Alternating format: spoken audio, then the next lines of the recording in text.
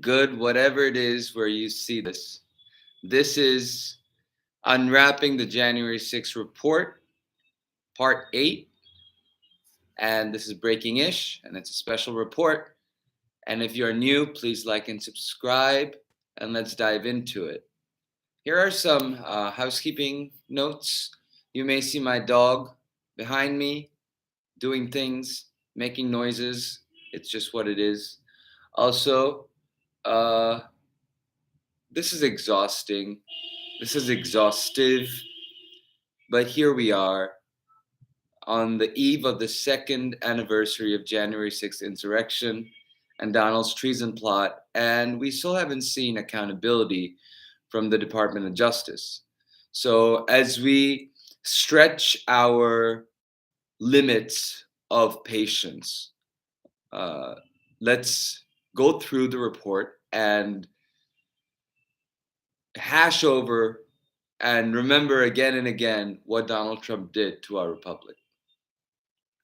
Today, I'm going to talk about the fake elector plan and Kenneth Chesebro, among others.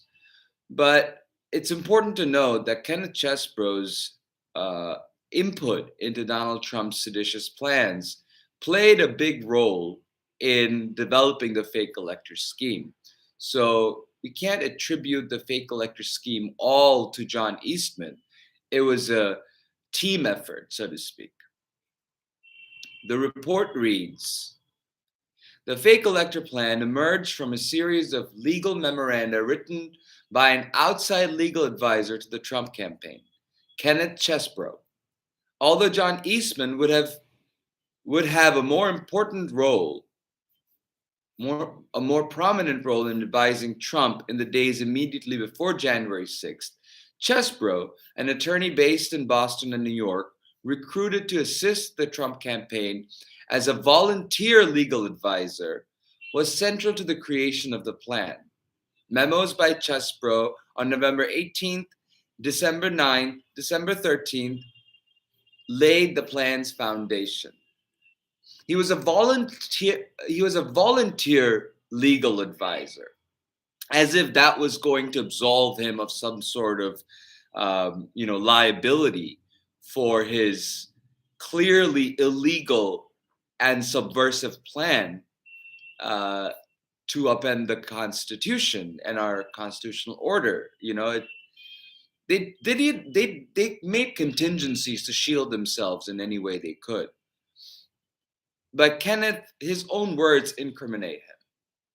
Kenneth's first memo on November 18 suggested that Trump campaign could gain an extra few weeks for litigation to challenge Wisconsin's election results so long as Wisconsin's slate of Republican nominees to the Electoral College met on December 14th to cast placeholder Electoral College votes on a contingent basis. This memo acknowledged that it may seem odd that the electors pledged to Trump and Pence might meet and cast their votes on December 14th, even if at that juncture the Trump-Pence ticket is behind in the vote count and no certificate of election has been issued in favor of Trump and Pence. However, Chesebro argued that if such a slate of alternate electors gathered to cast electoral votes on a contingent basis, it would preserve the Trump campaign's options, so a court decision, or perhaps state legislature's determination, rendered after December 4th in favor of Trump-Pence slate of electors should be timely. That's hogwash. It's not true. It's after the election. There's no apparatus for that. But here we have Kenneth Chesebro. On December 9, Chesebro penned a second memo, which suggested another purpose for fake electoral college votes on January 6th.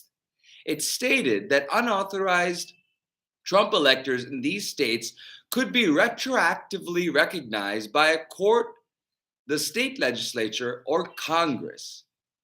Under this theory, there would be no need for a court to decide that the election had been decided in error.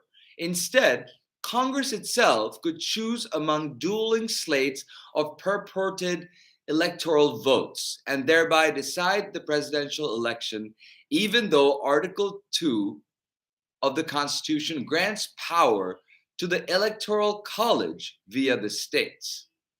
So here is Kenneth Chesbro just going against what the Article 2 of the Constitution of the United States says. But yeah, go ahead and make some dueling slate of electors. It'll be fine. Chesbro's contemporaneous communications make clear that the goal was having Congress act on the fake electoral votes. He emailed an organizer of fake electors in Nevada that the purpose of having the electoral votes sent into Congress is to provide the opportunity to debate the election irregularities in Congress and to keep alive the possibility that the votes could be flipped to Trump. And a legal advisor to Arizona GOP purportedly described being told by Chesbro around this time that their supposed electors would just be sending in fake electoral votes to Pence so that someone in Congress can make an objection when they start counting votes and start arguing that the fake votes should be counted. So here we have Kenneth talking about sending fake votes to Pence and someone in Congress who would object to it. It echoes, if you put it together with Donald Trump's phone call saying, just say that there was fraud and my Republican members of Congress will take care of it. It's just, it lines up with that line of thinking and that seditious plan. It's the parts of them some of them thought that they could just, say these things and cover themselves up in being voluntary legal advisors or, under the auspice of advising the president of the United States, spill into the discourse all these illegal plans to upend our Constitution. Kenneth Chesbro drafted and orchestrated the plan to pull Mike Pompeo into Donald Trump's seditious conspiracy and created the premise for Donald attacking Mike Pence when Pence wouldn't comply. The report says, on December 13th, the fake elector scheme became even clearer in an email sent by Chesbro to Giuliani. His message was entitled Brief Notes to the President of the Senate Strategy. It addressed how the fake electors meeting the next day, December 14th, could be exploited during the joint session of Congress on January 6th by the president of the Senate, meaning the vice president. Chesbro argued that on January 6th, the president of the Senate, meaning the vice president, could, quote, firmly take the position that he and he alone is charged with a constitutional responsibility not just to open the votes, but to count them, including making judgments about what to do if there are conflicting votes. This is untrue. The Constitution does not vest upon the vice president any such power. The vice president's role in the president of the Senate is in counting electoral votes is purely ministerial, meaning he has no discretion to change the votes whatsoever. The idea that the vice president would be able to change the will of the people in a legislative session in Congress goes against anything that our founding fathers could have ever envisioned. Chesbro's email suggested that the president of the Senate could toss out former President Biden's actual electoral votes for any state where the Trump campaign organized fake electors, right? Simply because there are two slates of votes. Of course, there were never two slates of electoral votes, so this premise itself was fundamentally wrong. But he was arguing that even if the votes by fake electors were never retroactively ratified by state law, their mere submission to Congress would be enough to allow the presiding officer to disregard valid votes for former Vice President Biden, current President Biden. Chesbro suggested This might result in a second term for Trump, or at the minimum, would force a debate about purported election fraud, neither of which was lawful, legitimate reason to organize and convene fake electors. So, what he was doing here was okay, the state, it might not work, but we're going to try the president of the Senate way. So here in the fake elector scheme, there are two parallel um, plans that are being deployed. One of them is going after the state legislatures and the state apparatus to pressure them into um, uh, no, you would say notarizing of legitimizing the fake electors by signing on to the fake elector scheme. And even if not enough of them did, just drafting those letters up and having a few people sign it from the state and sending it to Congress, the mere presence of it would delay, would have a debate over a topic and a process that there is no room for debate over. Of course, Mark Meadows took Kennett's fake elector plan and ran with it. At every step of the way, Mark Meadows is operating as a facilitator of the seditious plans to overthrow our republic. He had a choice of stepping down. He didn't. He did the opposite. Chesbro's fake elector plan and began to operationalize it, Mark Meadows. On December 6th, Mark Meadows forwarded a copy of Chesbro's memo, November 18th memo, to the Trump campaign senior advisor Jason Miller, writing, "Let's have a discussion about this tomorrow." So it's an overt act moving towards upending the constitutional order. Miller replied that he just engaged with reporters on the subject, to which Mark Meadows wrote, "You are on it, then never mind the meeting. We just need to have someone coordinating the electors for states." Miller clarified that he had only been working the PR angle and they should still meet, to which Meadows answered, "Got it." So here we have the meeting of the minds, the overt acts and the planning for talking about an illegal plan to obstruct, delay a congressional proceeding that would be instrumental and dispositive of who the president of the United States was going to be in about 3 weeks from January 6th.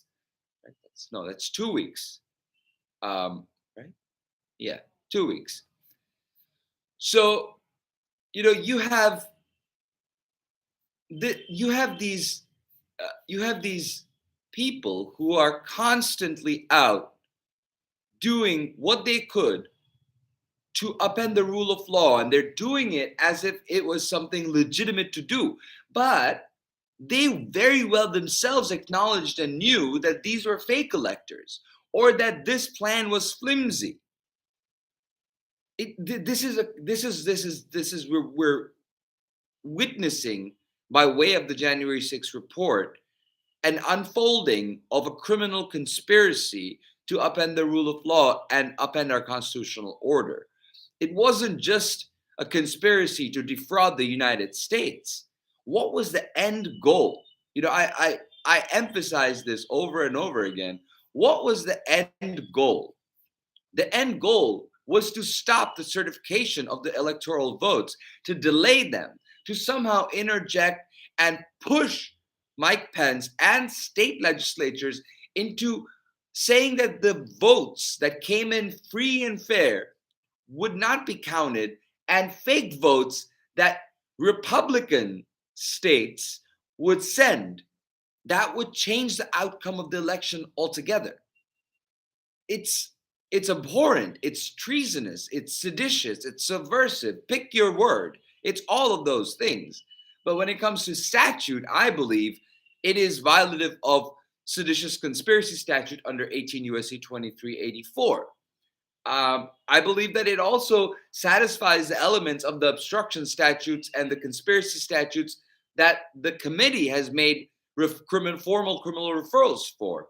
But as I've said before, seditious conspiracy is the catch all. If you look at the statute and look at the elements of the statute in each of the subsections, you will see wording and usage of words that are similar, if not exactly the same, as the statutes for insurrection, conspiracy to defraud the United States, and obstruction of official proceeding. If you look at them, you will see that the wordings of those statutes actually fit right into the seditious conspiracy statute.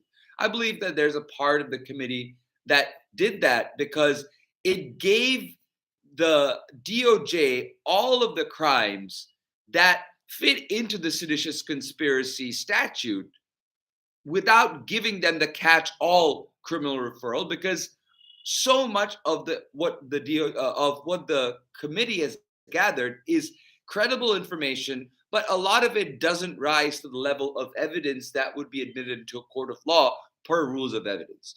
So we have to, be patient about it. Where I'm going to stop here, and I won't go into more simply because I don't want these to be too long. If you have any questions, you can please uh, write a comment, and I will answer your questions. I really appreciate those of you who are here. Thank you so much. Please like and subscribe. Uh, I keep trying to figure out whether I want to keep going or not, but I feel like this particular topic of Kenneth Chesbro needs to, and there'll be more talk about Ken Chesbro in the upcoming episodes, because you know the committee writes about it extensively. But I don't think that I'm going to talk about it in this uh, episode, simply because it's just too much information. I did my best. I'm doing my best to like separate and give these in bite-sized chunks so people aren't overwhelmed and don't tune out, because it's a lot of information, and it is information that is fractured and fragmented and then put back together. And to understand all of it, you have to take it piece by piece. You have to take it over and over again. And as I've said many times before, I implore every single American to read the report. If you have the time and the patience, read the transcripts. And if you don't have the time to read the report or the transcripts, I am outlining these with these videos the important and relevant parts of the transcripts. No, sorry, of the main report that I believe that Americans should be aware of. You know, there are headliners like John Eastman, but behind every John Eastman, there's a Kenneth Chesbro. You know, behind every Donald Trump, there's a Mark Meadows. Uh, there's a Ronna McDaniel. There's a Jenna Ellis, and there's a Rudy Giuliani. Conspiracies by their nature are two or more people. And we have a set of people who didn't hide what they were doing, and even after Mark Meadows paper, destroyed notes, White House documents in the White House fireplace, even after the Secret Service erased messages. And we also got information that the Department of Defense also erased messages. Even after all of this destruction of evidence, and don't think this is isolated. I'm sure that there are other parts and other evidence and other talks that they have purged from the records. Despite all of that, we still have so much information pointing all towards Donald Trump and his closest allies orchestrating a plan. And, somebody asked me, do you think that Mark Meadows flipped?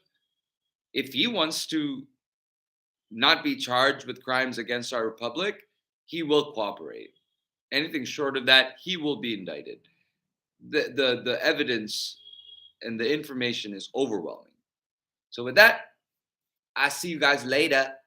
Peace.